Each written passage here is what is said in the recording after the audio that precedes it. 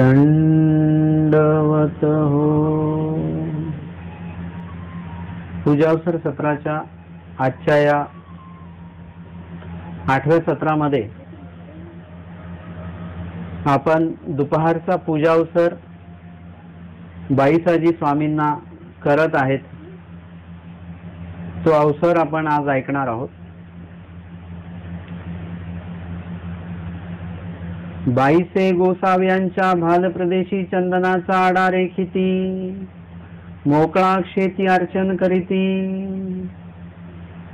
दुपारची वेळ आहे, त्यावेळेस बाईसा स्वामींच्या भालप्रदेशी चंदनाचा आडा म्हणजे चंदनाचा आडवा टिळा जो आहे, आडवी रेषा आहे, ती रेखतात। सकाळचा पूजा अवसर असेल तेव्हा गोपी चंदनाचा ऊर्ध्व पाऊंडर टिळा आहे। दुपारच्या सत्रामध्ये दुपारच्या पूजावसरी बाईसा स्वामींच्या भालप्रदेशी चंदनाचा आडा रेखतात आणि सायंकालीन पूजावसरी कस्तुरीचा आडा, अशा तिन्ही पूजावसरी 3 वेगवेगळे टिळे, सकाळी गोपी चंदन, दुपारी चंदन आणि सायंकाळी कस्तुरीचा टिळा। अशा प्रकारे स्वामी दुपारच्या पूजावसरासाठी आसनस्थ झालेले आहेत। राजमठाच्या त्या पडवीमध्ये बाईसा स्वामींच्या भालप्रदेशी चंदनाचा आडा रेखतात, मोकळा अक्षेती अर्चन करीती, धुपाटना अंगारा आणि ती, आणि धुपाटना आणतायत, त्याच्यामध्ये अंगारा आहे म्हणजे विस्तव आहे, कोळसे आहेत। तयावरी दसांग धूप घाली ती, धूप त्याच्यामध्ये टाकला जातो। बाईसी 5 वाती उजळी ती, सकाळ सारखं 5 पंचवाती ज्या आहेत त्या प्रज्वलित केल्या जातात। आरती करीती धुपारती होय, म्हणजे आरती ओवाळल्या जाते, धुपारती दाखवल्या जाते, धूप दाखवल्या जातो। मंगळ आरती होय, मंगल आरती स्वामींना ओवाळल्या जाते। जय तू मंगळ मंगळा परम मंगळ रूपा हे जती ओळगविती, ते ओवाळत असताना, धूप दाखवत असताना स्वामींना विशिष्ट शब्दांमध्ये स्वामींची स्तुती केल्या जाते आहे, स्वामींच्या बद्दल प्रार्थना केल्या जाते आहे स्वीकारण्याबद्दल। बाईसांसी 8 सात्विक प्रगटेती, आणि सकाळच्या पूजावसरामध्ये आपण जसं पाहिलं की बाईसांना पूजावसर काळी परमेश्वर स्वरूपाचं दर्शन होतं, तेव्हा 8 सात्विक प्रगटेती म्हणजे 8 प्रकारचे सात्विक कार्य जे आहेत ते बाईसांमध्ये प्रगटतात। स्तंभ, स्वेद, रोमांच, स्वरभंग, वैपतू, वैवर्ण्य, अश्रू आणि प्रलय, असे हे कार्य बाईसांमध्ये प्रगट होतात। परत हाताचा थरकाप व्हायला लागतो, वैपतू म्हणजे हाताचं कंपन होतं, हात थरथर कापायला लागतात। आरती ओवाळत असताना ही प्रक्रिया होते आणि त्यावेळी स्वामी परत भटोबासांना म्हणतात, बाईसांचे हातीचे पाल मांडे धरागा। वानर्या, तुम्ही बाईसांच्या हातातले पाल मांडे, आरतीचं ताट जे आहे ते धरा, एरवी काय होईल, ते ताट खाली पडेल। भटोबास पाल मांडे धरिती, बाईसे हातांत हात फिरवणी निरांजन करीती। आणि त्यावेळेला मग स्वामींच्या आज्ञेनुसार भटोबास त्या ताटाला आधार देतात, दोन्ही हातांनी ते ताट पकडतात आणि बाईसा सुद्धा त्या ताटाला धरूनच आहे, बाईसांनी ते ताट सोडलेलं नाही। हातांत हात फिरवणी निरांजन करीती म्हणजे आरती ओवाळत आहेत बाईसा सुद्धा। पाल मांडे खाली ठेवीती, त्यानंतर आरती ओवाळून झाल्यानंतर पाल मांडे खाली ठेवीती म्हणजे खाली ठेवतात। भटोबास 5 दंडवते घालीती, बाईसे रासी एकी दंडवते घालीतेची असती। आणि भटोबास 5 दंडवते घालतात, बाईसा रास एकी दंडवते घालीतेची असती, म्हणजे दुपारच्या सत्रामध्ये सुद्धा बाईसा ज्या आहेत ते दंडवत घालतात। बाईसे भितरीला ओट्यावरी आसन रचिती, आड कान वडा लाविती, आणि बाईसा आता स्वामींचं जे भोजन होणार आहे ते राजमठामध्ये आतमध्ये होणार आहे. तुम्ही राजमठामध्ये जर का गेलात तर समोर 2 ओटे आहेत छोटे, आत्ता सुद्धा. एक भोजन ओटा आहे, त्यावर तिथे बसून स्वामींनी भोजन केलेलं आहे, आणि एक स्तंभत राहटणे स्थान आहे, आणि एक भोजन स्थान आहे. तर त्या ठिकाणी आतमध्ये स्वामी बसून भोजन करतात. बाईसा काय करतात, आतमध्ये आसन टाकतात स्वामींचं, आणि आड कानवडा लाविती, म्हणजे स्वामी भोजन करत असताना ते कोणाला दिसलं नाही पाहिजे. भोजन करत असताना कधी कोणी स्वामींना पाहिलं तर स्वामींना दृष्ट लागेल, किंवा भोजन करत असताना पाहिलं तर काय होत असतं की तेव्हा जर का दृष्ट लागली, कोणी पाहिलं किती सुंदर जेवतात स्वामी, तर त्यावेळेला स्वामीला नजर लागू शकते आणि भोजन कमी होऊ शकतं वगैरे. आता देवाला नजर लागू शकते का या संदर्भातली लीळा आपल्याकडे आहेत की स्वामींना दृष्ट लागलेली आहे, डोळे स्वामींचे श्री नेत्र लाल झालेले आहेत, आणि त्यावेळी स्वामींची दृष्ट काढलेली आहे. अशा प्रकारे ती लीळा प्रमाण आहे. दृष्ट लागते याचं एक लीळेचंच प्रमाण आपल्याला मिळालेलं आहे.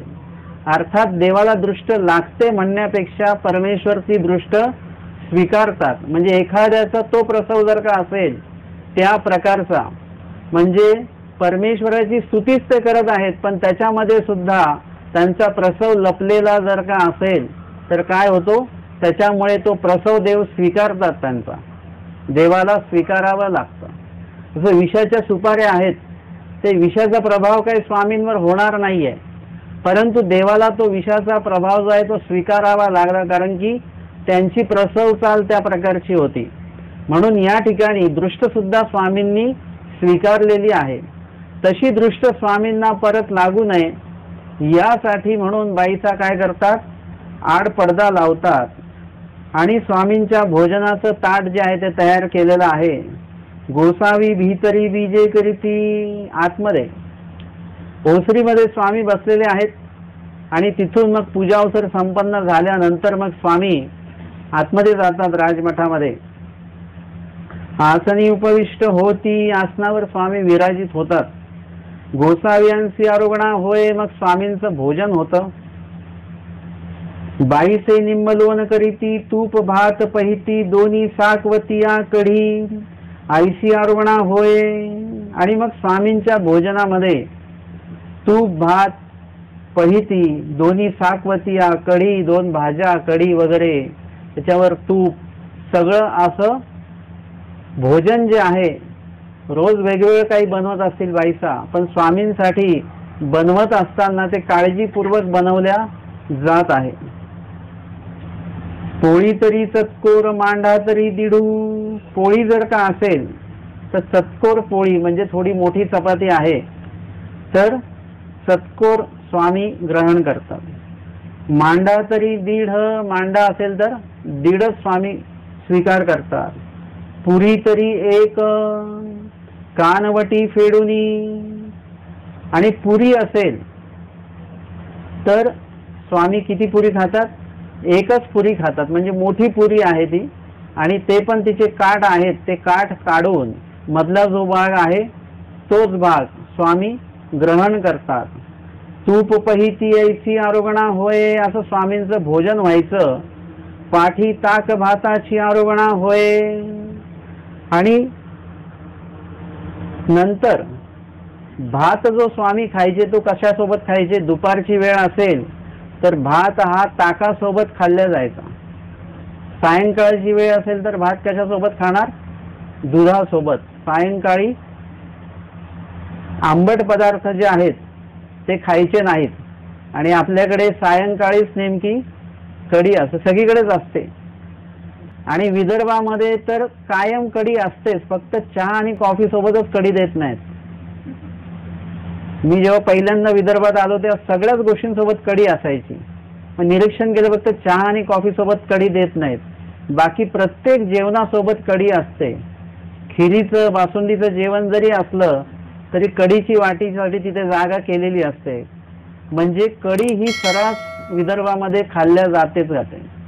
तर अशा पद्धतीने आहारशास्त्राच्या अनुसार, आरोग्य दृष्टीच्या अनुसार, आयुर्वेदाच्या अनुसार सायंकाळी कढी खाऊ नये.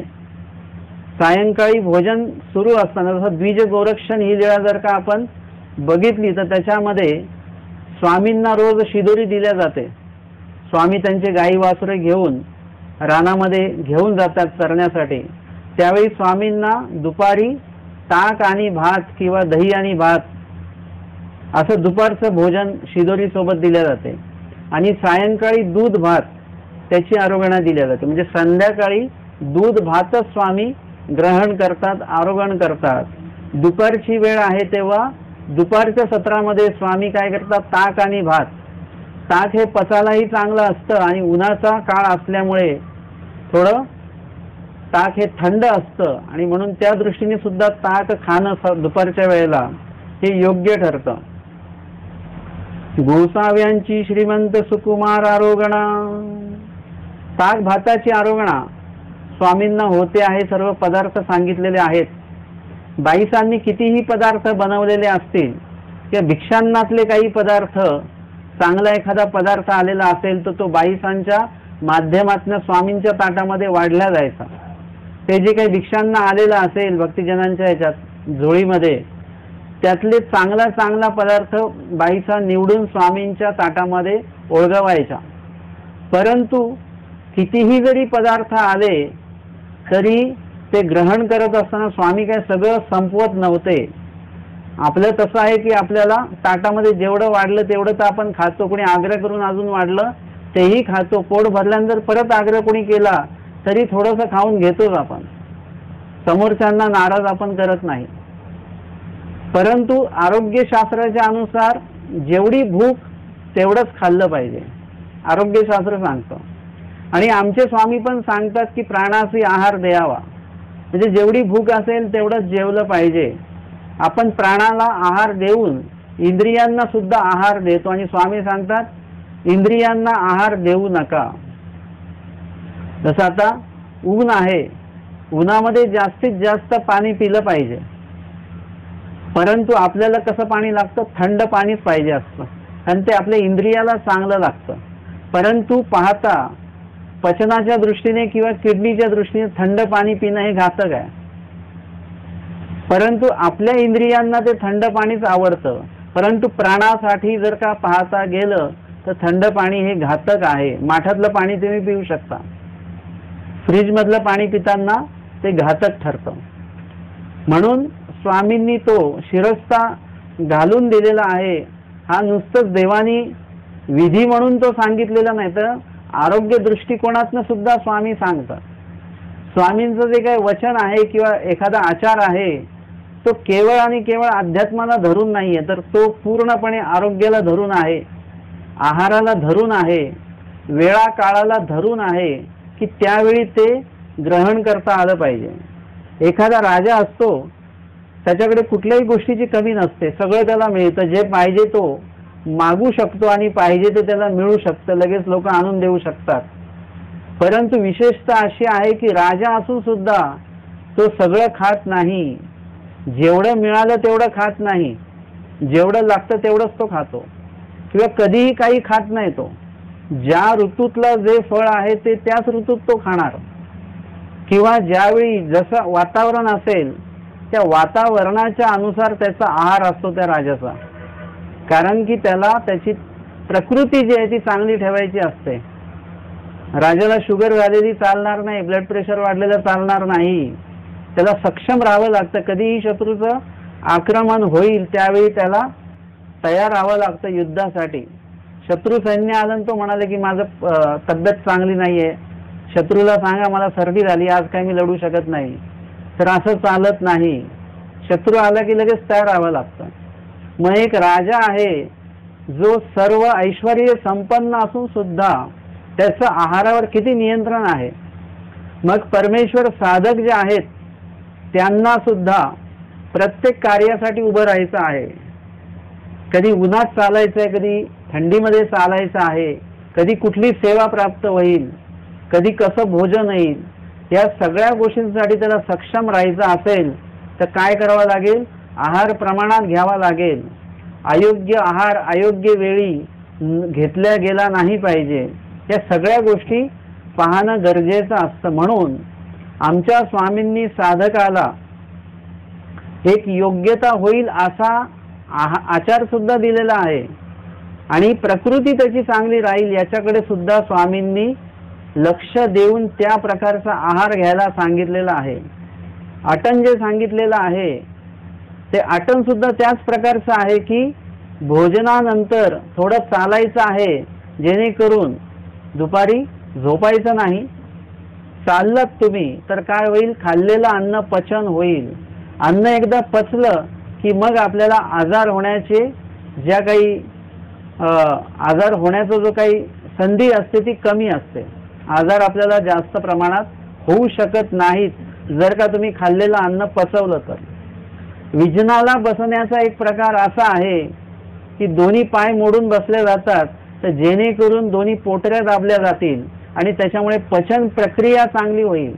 म्हणजे विजनाला बसण्यामागे विजन सुद्धा आहे, योग्यता सुद्धा आहे आणि त्याच्यातनं प्रकृती स्वास्थ्य सुद्धा त्याच्यातनं आहे. सगळ्या गोष्टी आहेत.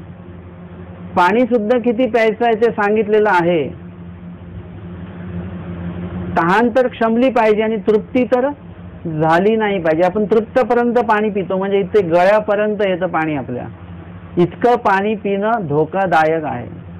स्वामींनी सगळ्या गोष्टींना प्रमाणात ठेवलेलं आहे. कुठल्या वचनामध्ये सांगितलं ते? सगळ्या गोष्टी प्रमाणात ठेवल्या पाहिजेत. स्वभाव मात्रे, अष्टस्वभाव सांगितलेले आहेत आणि अष्टस्वभावाला मात्रा सांगितलेली आहे. म्हणून हे स्वामी नुसतं सर्व सांगत नाहीत, तर स्वतः स्वामी ते आचरण करतात. गोसाव्यांची श्रीमंत सुकुमार आरोगणा, आमच्या स्वामींची श्रीमंत आणि सुकुमार अशी आरोगणा आहे. भोजन कसं आहे? श्रीमंत आहे, म्हणजे भोजन चांगलं आहे म्हणून ते भरपूर नाहीये, तर सुकुमार आहे. म्हणजे ते भोजन करत असताना किती चांगले पदार्थ असले तर ते भरपूर प्रमाणात देव खात नाहीत. पदार्थ कसाही असला तरी भोजन स्वामींचं सुकुमार आहे, म्हणजे नाजूक आहे, जेवढ्यास तेवढंच खायचं आहे. आपल्याच बाबतीमध्ये असं असतं की आपल्या आवडीचा पदार्थ असेल तर 2 घास आपण जास्त खाऊन जातो. आपल्या आवडीचं जेवण नसेल तर आपण जेवतच नाही, भूकच लागत नाही किंवा कमी जेवतो, नापसंतीने जेवतो. चांगलं असेल आपल्या आवडीचं असेल तर मग भरमसाठ आपण खातो. स्वामींचं तसं नाहीये. स्वामी कितीही चांगलं अन्न असेल तरी सुद्धा ते सुकुमार आहे. तर मामाजींनी सांगितलं आम्हाला की 2 लोकांचा आहार हा चांगला असतो, गुजराती आणि एक पंजाबी. पंजाबी लोक एकदम भरपेट, म्हणजे त्यांचा पराठा एकदम मोठा असणार, लस्सी वगैरेचा ग्लास, दूध, हे ते, म्हणजे त्यांचा आहार जो असतो तो एकदम भरपूर असतो. तसाच आहार गुजराती लोक पण घेतात, पण गुजराती लोकांचा आहार सुकुमार असतो एकदम. म्हणजे ते एकदम एवढं मोठ्या प्रमाणात ते खात नाहीत, एकदम मध्यम प्रमाणामध्ये ते खात असतात. तर अशा पद्धतीने आहार असतो. पण आहार कसा असला पाहिजे? कितीही काही असलं तरी प्रमाणामध्येच. लस्सी किती चांगली असली तरी ती प्रमाणातच घेतली पाहिजे, तर मग तुम्हाला तब्येतीला पण चांगली राहील आणि त्याच्याने जो काही त्रास व्हायचा आहे, ॲसिडिटी होते, त्याच्याने थंडावा पण येतो शरीरात आणि जास्त प्रमाणात खाल्ल्यानंतर ॲसिडिटी पण होऊ शकते. तर ते सुद्धा प्रमाणातच आपण ग्रहण केलं पाहिजे. आरोगणा होय गोसाव्यांसी गुळळा होय, श्रीकर प्रक्षाळन होय.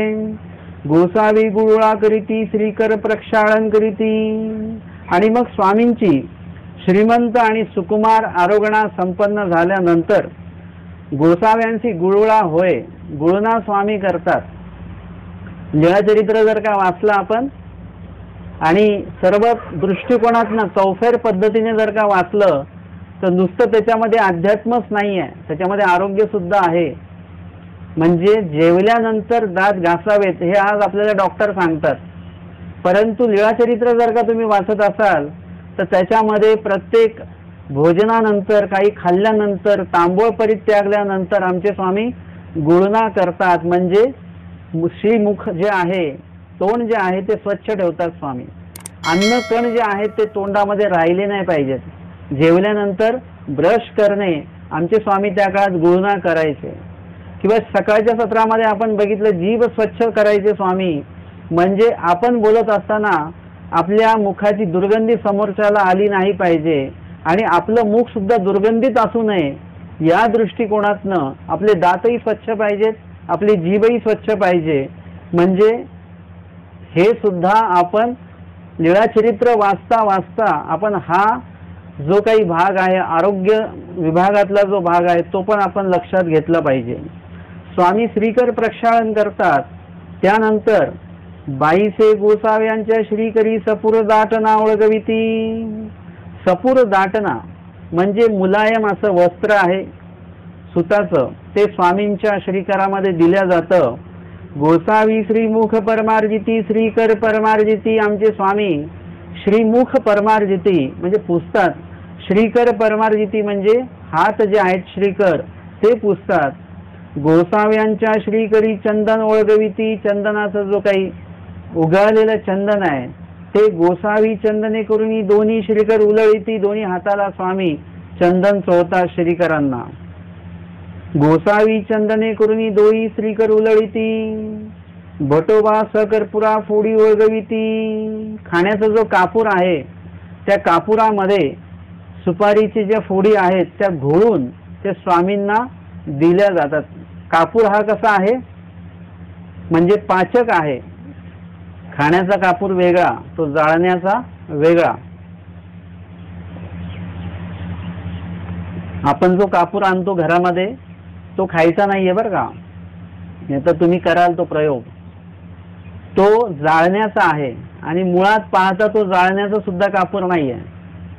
आपण तो जाळतो ते मागे पण मी म्हटलं होतं कापूर आपण का जाळतो याचं उत्तर काय मला कधीच मिळत नाही. कापूर कशासाठी जाळतात? आपण जो कापूर जाळतो तो कापूर केमिकल युक्त असतो, तो आपल्या आरोग्याला धोकादायक असतो. तो जाळायचा जरी असेल, तुम्हाला वातावरण शुद्ध करायचं असेल तर तो कापूर एक वेगळा आहे, खाण्याचा कापूर वेगळा आहे. तर अशा खाण्याच्या त्या कापुरामध्ये भटोबास काय करतात, सकर्पुरा फोडी, त्या फोडी काय केलेल्या आहेत त्याच्यामध्ये घोळलेल्या आहेत आणि त्या कर्पुरामध्ये घोळलेल्या त्या सुपारीच्या फोडी स्वामींना दिल्या जातात. विडिया करुनी देती म्हणजे छोट्या छोट्या पानांच्या जे पान त्याला कात आणि सुना लावून एका पानाचे 2 भाग करून एका भागाला ते कात आणि सुना लावून देणं त्याला विडिया असं म्हणतात. गोसावी भटाचा हातू धरुनी आरोग्य वावळी सतपदी वेढे करीती.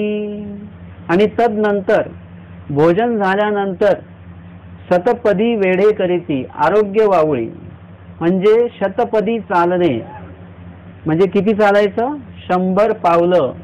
तर त्याचं माप आहे, नुसतंच काही नाव दिलेलं नाहीये शतपदी म्हणजे 100 पावलं चालणं.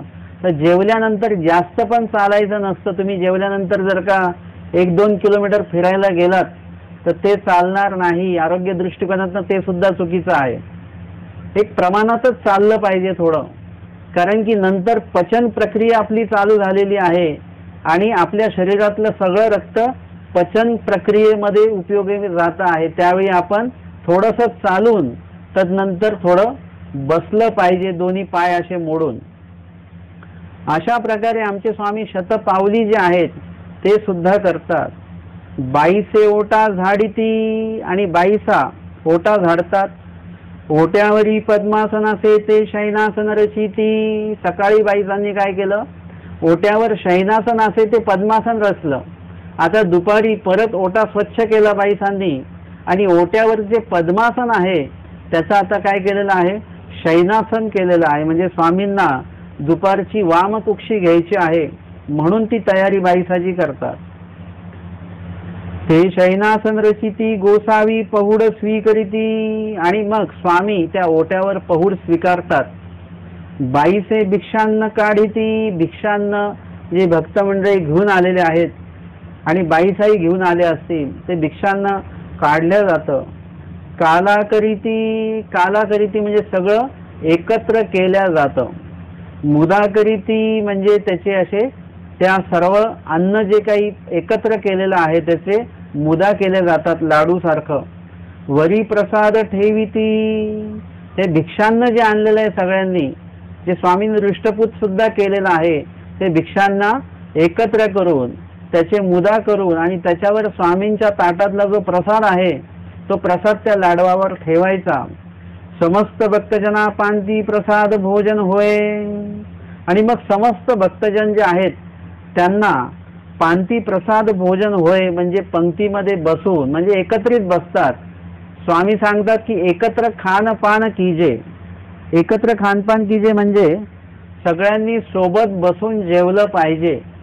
कशासाठी? सगळ्या साधकांसाठी तो आचार देवानी का दिलेला आहे? कारण की एरवीच आपल्याला बोलताना जेवताना बोलायची सवय असते किंवा बोलताना जेवायची सवय असते, बडबड चालूच असते. जेवताना कुणीही असं शांत बसत नाही, काही ना काही ते बोलत असतात.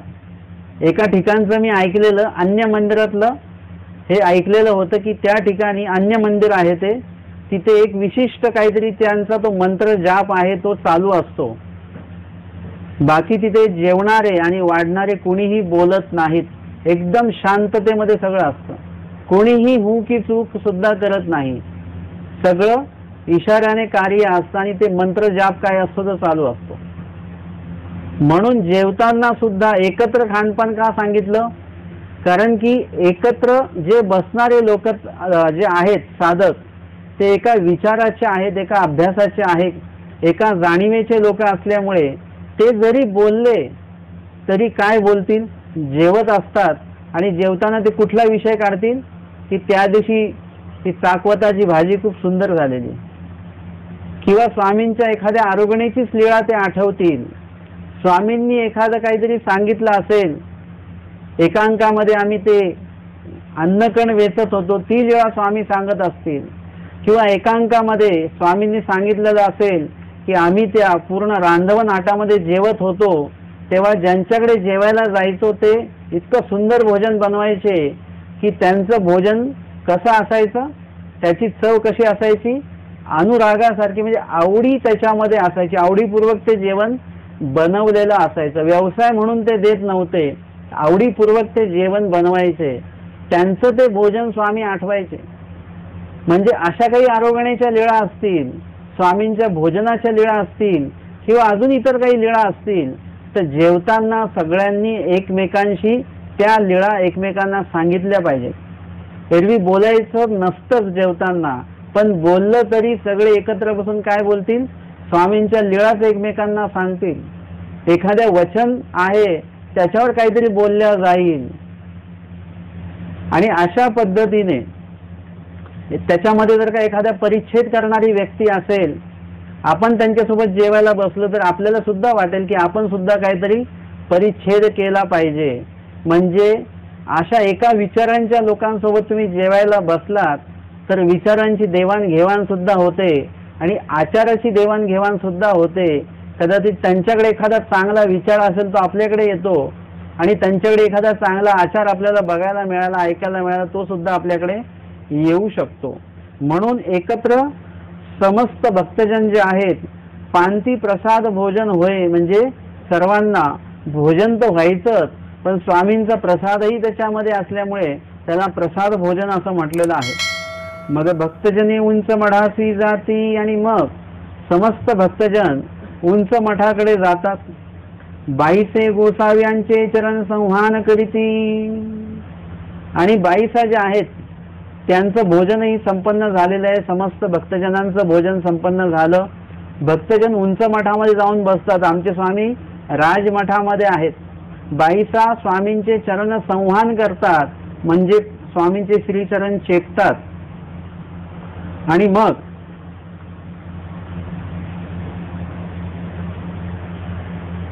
घडियाचारी पहुड होय. काही वेळपर्यंत स्वामींना पहुड होतो. म्हणजे दुपारच्या झोपेच्या बाबतीमध्ये पण जर का दुपारी झोप लागली तर काय होतं, शरीरातली शुगर लेवल वाढते. म्हणून दुपारच्या वेळेला झोप लागू द्यायची नसते, पण डाव्या कुशीवर पडून राहायचं असतं. त्याच्यामुळे सुद्धा पचन चांगलं होतं आणि थोडा वेळ आराम सुद्धा मिळतो. आणि म्हणून स्वामी एक वामकुक्षी घेतात आणि दुपारच्या झोपेला वामकुक्षी याच्यासाठीच म्हटलेलं आहे की डाव्या कुशीवर झोपायचं आहे, जेणेकरून पचन चांगलं होतं. काही वेळ स्वामी पौर स्वीकारतात, मग उपहूड होय, मग स्वामी उठून बसतात ओट्यावर. लोंबता श्रीचरणी आसन होय, आणि स्वामींना लोंबता श्रीचरणी आसन होतं, म्हणजे श्रीचरण जे आहेत ते ओट्याखाली स्वामींनी सोडून दिलेले आहेत. बाईसे श्रीचरणी उपाहन्न ओळगविती, गोसावी परिश्रया बीजे करीती. आणि मग बाईसा स्वामी उठलेले आहेत, उपहुडलेले आहेत हे बघून बाईसा स्वामींच्या श्रीचरणी उपाहन्न ओळगवितात. गोसाविया उष्णोदका विनियोग होय, स्वामी परिश्रयाला बीजे करतात. बाईसा तामतोलिये उष्णोदक ओळगविती. ही कितवी वेळ आहे? 6वी वेळ आहे सकाळपासनं. उष्णोदक बाईसा घेऊन येतात आणि उष्णोदका विनियोग होय, म्हणजे स्वामी श्रीकर श्रीचरण जे आहेत ते त्या उष्ण पाण्याने प्रक्षालित करतात. गोसावी उंच मठा बीजे करीती. आता या ठिकाणी स्वामींचा आराम झालेला आहे मनुष्य वेशाच्या अनुरूप, आणि तदनंतर स्वामी उंच मठाकडे जातात की समस्त भक्त मंडळी कुठे बसलेली आहेत? तर उंच मठाकडे बसलेले आहेत. म्हणून स्वामी उंच मठामध्ये जातात आणि उंच मठात गेल्यानंतर तव ते अन्य वार्ता करीत असती. ते म्हणजे कोण? सगळेच जी काही भक्त मंडळी आहेत ती उंच मठात बसून अन्य वार्ता करतात. आता आपल्याला हे चुकीचं वाटतं, परंतु आपण सुद्धा स्थानाकडे गेल्यानंतर हेच करत असतो. आपण पण अन्य वार्ताच करत असतो. खूप कमी वेळा असं बघायला मिळतं की स्थानाजवळ बसून धर्मवार्ता चालू आहे, स्थानाची लीळा चालू आहे. ते विशिष्ट वेळ लीळा ऐकल्यानंतर मग थोड्या वेळाने परत अन्य वार्ता चालू होते. जोपर्यंत तुम्ही मार्गात आहात की जोपर्यंत तुम्ही मंदिरात आहात, स्थानाच्या जवळ आहात, तोपर्यंत शक्यतो धर्मवार्ता ही अधिक प्रमाणात घडली पाहिजे. थोडीशी अन्य वार्ता होईल, थोडीशी चौकशी वगैरे हाही प्रकार होईल, हरकत नाही. व्यवहारिक स्तरावर काही गोष्टी अशाही बोलाव्या लागतात, चौकशी करावी लागते. ते होऊन आपला जास्तीत जास्त वेळ जो आहे तो कशामध्ये गेला पाहिजे? धर्मवार्तेमध्ये गेला पाहिजे. म्हणून स्थानवंदन हा विधी करत असताना धर्मवार्तेला अधिक प्राधान्य आपण दिलं पाहिजे, प्रवासामध्ये जाताना, येताना आणि स्थानाच्या ठिकाणी. आता इथे उंच मठामध्ये सगळे बसलेले आहेत, अन्य वार्ता सुरू आहे. स्वामी जातात आणि उंच मठाकडे पायऱ्या चढतात आणि पायऱ्या चढून मग स्वामी आतमध्ये काय चालू आहे त्याचा कानोसा घेतात. की आतमध्ये जे काही वाक्य ऐकायला मिळतात किंवा जे शब्द ऐकायला मिळतात स्वामींना, ते कुठेही सकाळच्या निरूपणाशी संबंधित नाही आहेत. ते शब्द वेगळेच आहेत काही. स्वामी कानोसा घेतात तर आतमध्ये काय चालू आहे?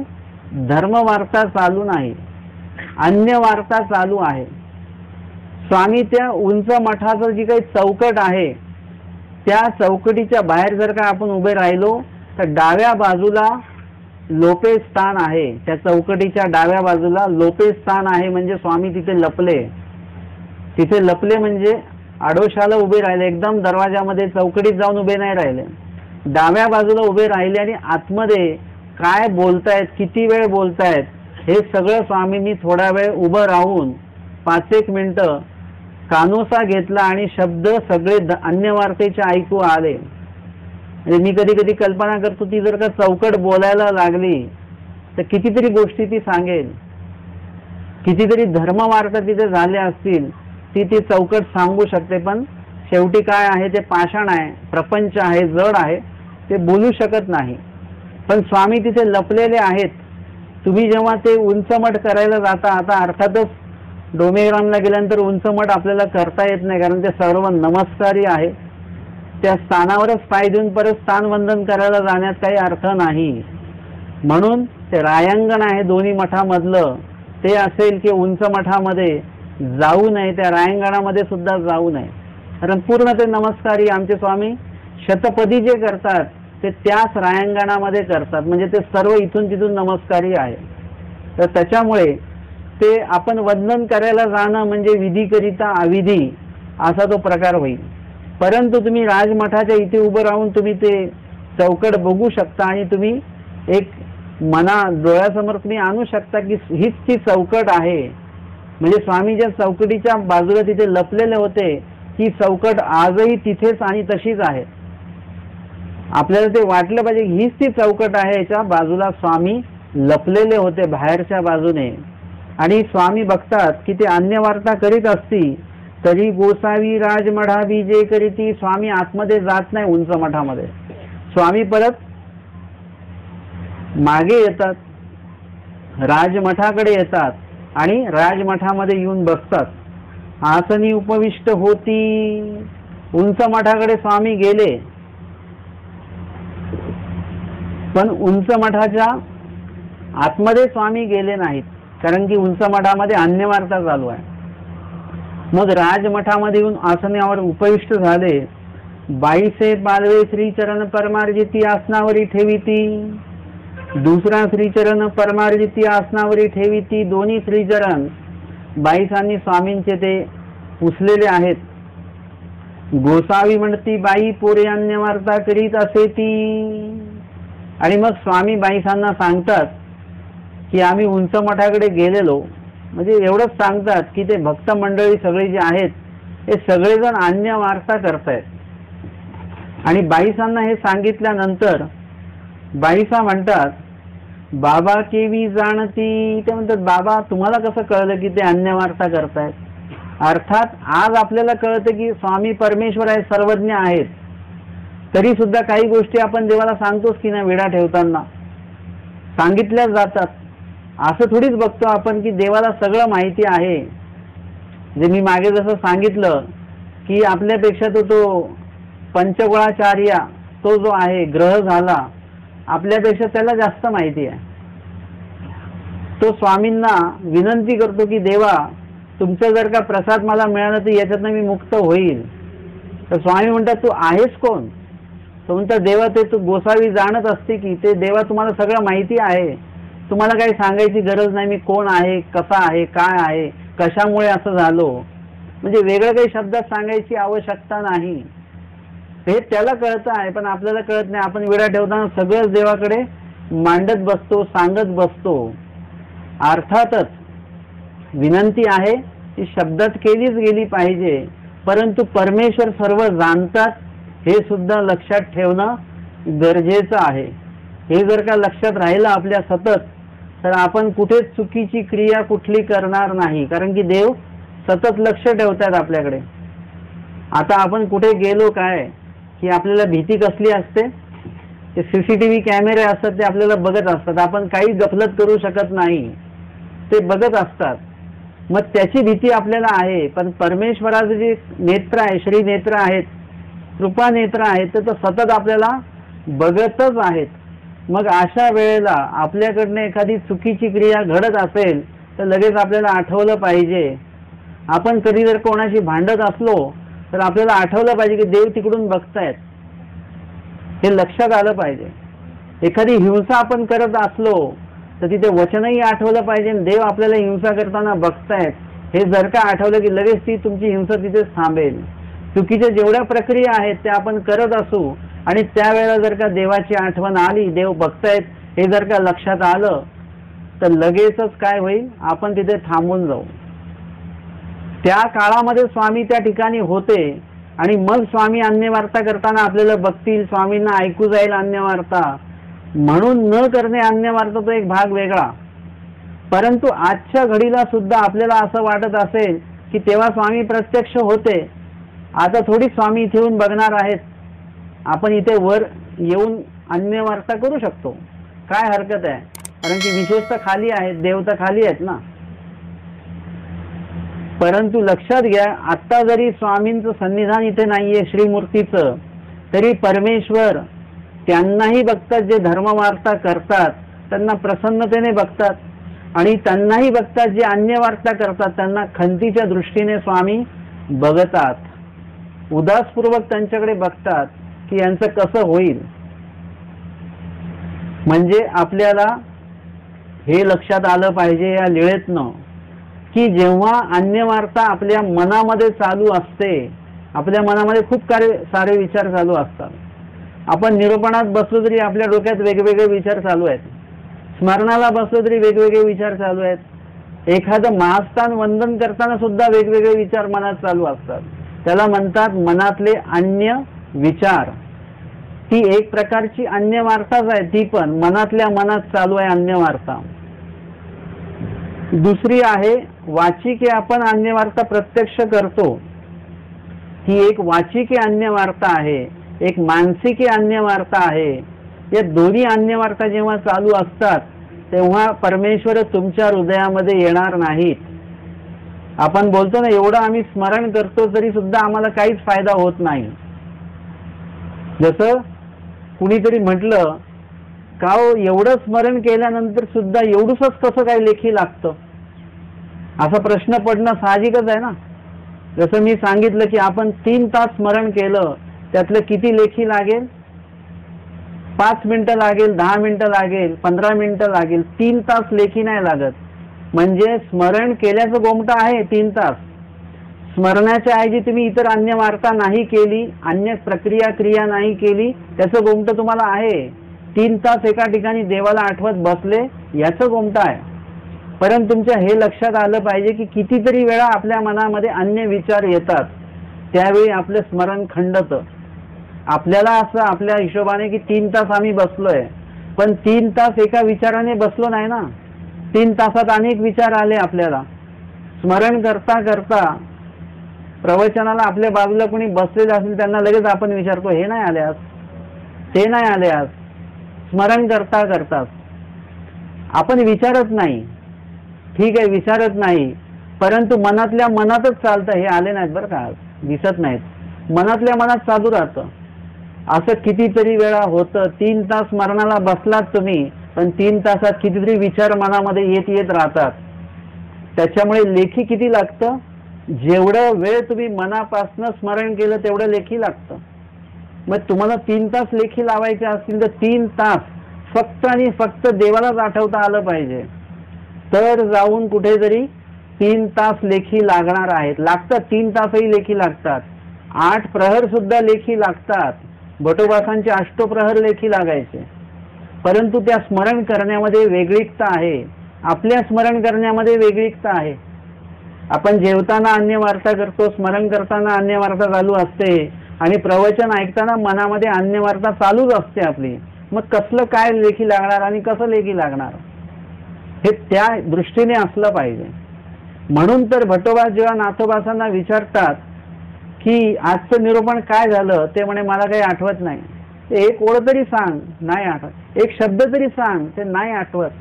त्यांना आश्चर्य होतं, आपल्यासोबत प्रवचनात होता, मग ह्याला आठवत का नाही. स्वामींना विचारलं जातं तेव्हा स्वामी म्हणतात हा त्यावेळेला इथे नव्हते उपस्थित, ते म्हणजे देहाने उपस्थित होते पण मनाने उपस्थित नव्हते. तसं तुम्ही 3 तास बसलात, 3 ते 6 देहाने बसलात, प्रक्रिया तुमची चालू आहे, परंतु मन मात्र तुमचं इकडे तिकडे जात आहे. स्मरण सारोळ्यामध्ये सगळं सांगितलेलं आहे. किती तास केल्यानंतर किती वेळ मन जातं, परत त्याला आणावं लागतं, याच्यामध्ये कितीतरी वेळ जातो, आणि मग त्याच्यात किती लेखी लागू शकतं, हे सगळं त्याच्यामध्ये दिलेलं आहे. आपण जर का वाचलं तर आपल्याला ते कळेल, मग हा प्रश्न आपल्याला पडणार नाही. म्हणून इथे अन्य वार्ता ही आपल्यासाठी किती घातक आहे की अन्य वार्ता तुमच्या मनात चालू असेल तर परमेश्वर तुमच्यापर्यंत पोहोचतील, पण तुमच्या अंतरामध्ये पोहोचणार नाहीत. स्वामी एक विशिष्ट अंतरापर्यंत येतील, पण तुमच्या मन अंतरामध्ये परमेश्वर येणार नाहीत. कारण की ते अनेक विचार, अनेक सामाय, ते तर अनंत न सामाय स्पष्ट सांगितलंय. आणि एकदा परमेश्वर जर का तुमच्या अंतकरणात आले की तिथे बाकीचे कुठलेही विचार येणार नाहीत. आता कुठलाही फोन आला तरी तुम्ही म्हणाल नाही आम्ही प्रवचनात आहोत, आम्ही निरूपण ऐकतो आहोत, माझं स्मरण चालू आहे, आम्ही देवपूजेसाठी आलेलो आहोत, आता आम्ही येणार नाही तिकडे. कर्मराटीच्या कुठल्याही लग्न कार्यासाठी आता आम्ही येऊ शकत नाही. जे आणि अनंत सामाय ते अनेक न सामाय. एकदा तुम्ही इथे अटकलात, इथे स्वतःला गुंतवून घेतलं की तुम्हाला कर्मराटीचे कुठल्याही गोष्टी ज्या दोषरूप आहेत, कर्म निष्पत्ती करणाऱ्या ज्या आहेत, त्याच्यामध्ये तुम्ही गुंतण्यासाठी तुमचं मनच होणार नाही, इकडेच मन अटकून राहील. जरी तुम्ही एखाद्या लग्न कार्यात गेलात तरी तिथे सुद्धा तुमची धर्मवार्ता चालू असणार. तुम्ही सतत व्हॉट्सअप बघाल तर त्याच्यामध्ये कुठेतरी लीळा आलेली आहे, लग्न तिकडे चालू आहे, तुम्ही इथे लीळा वाचताय.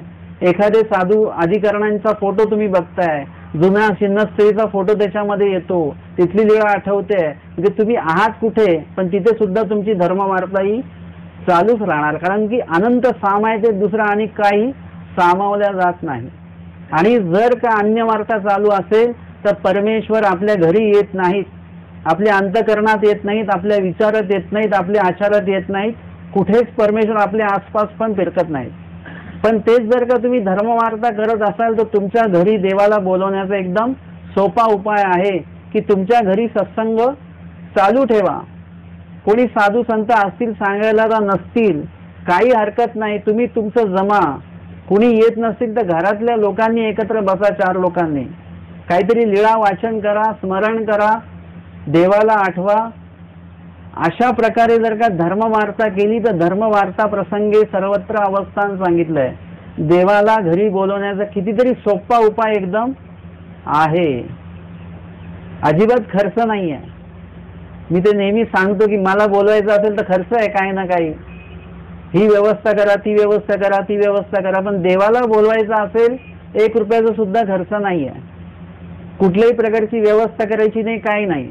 कुठेही बसा, देवाला आठवा, देव तुमच्या अंतःकरणात येईल, तुमच्या घरात येतील, सगळं होईल.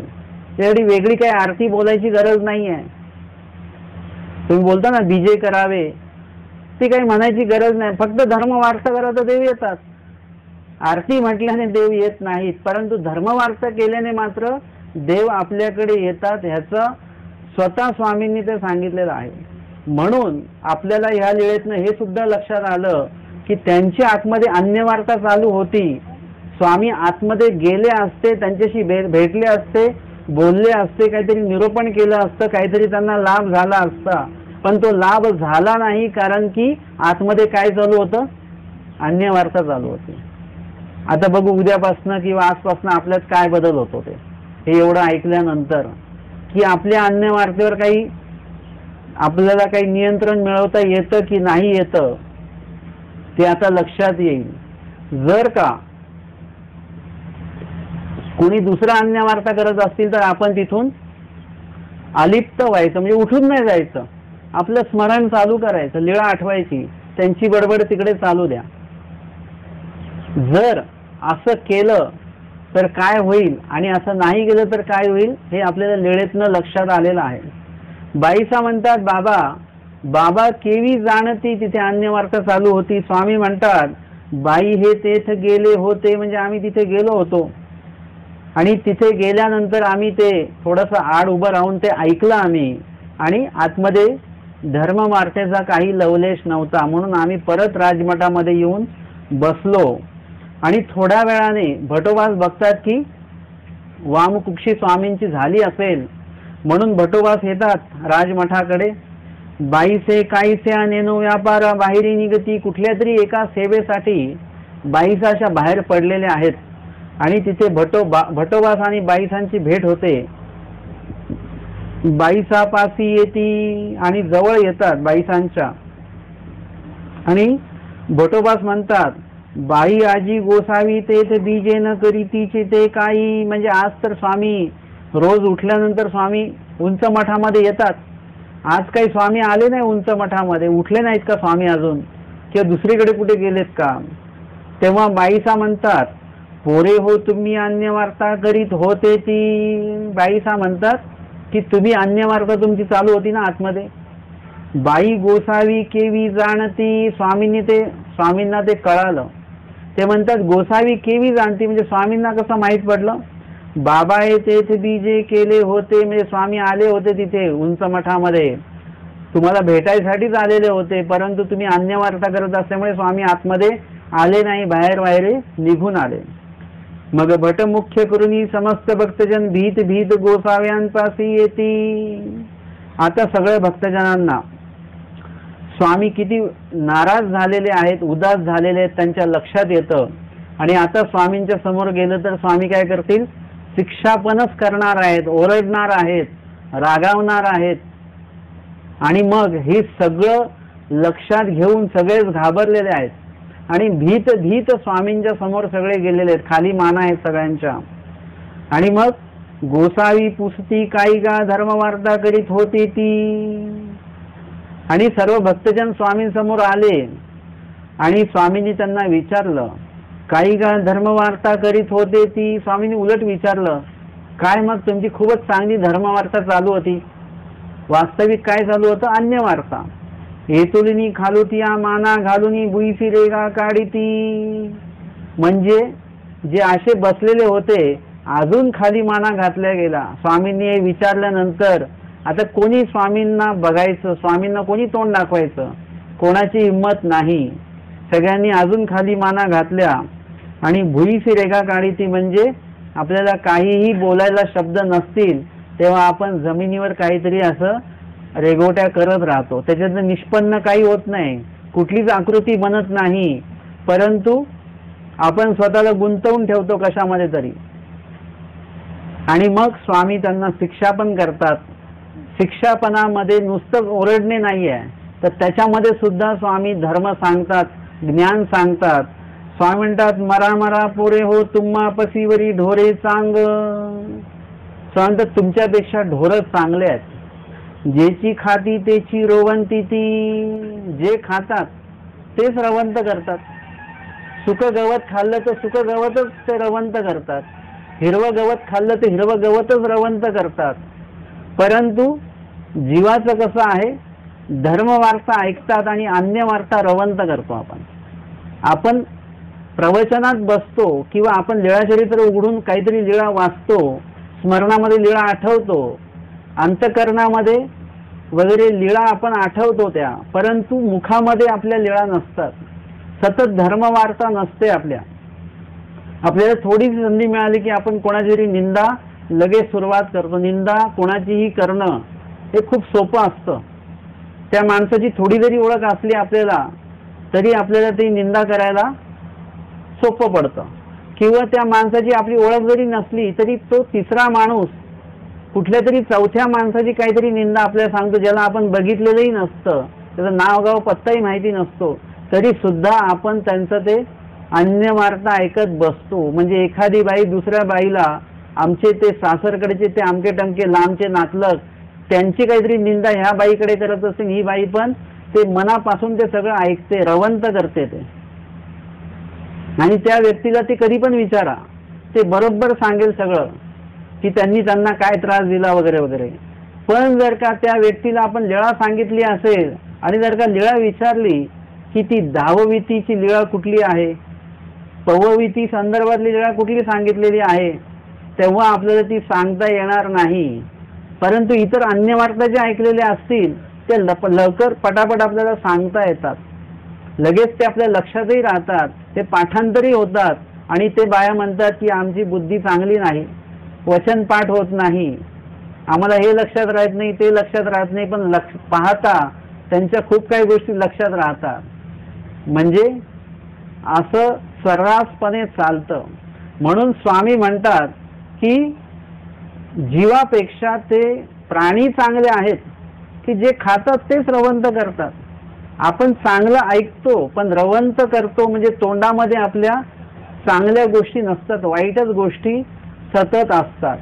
मग अजून स्वामींनी पुढे त्यांना काय निरूपण केलेलं आहे ते आपण उद्याच्या सत्रामध्ये बघणार आहोत. दंडवत हो.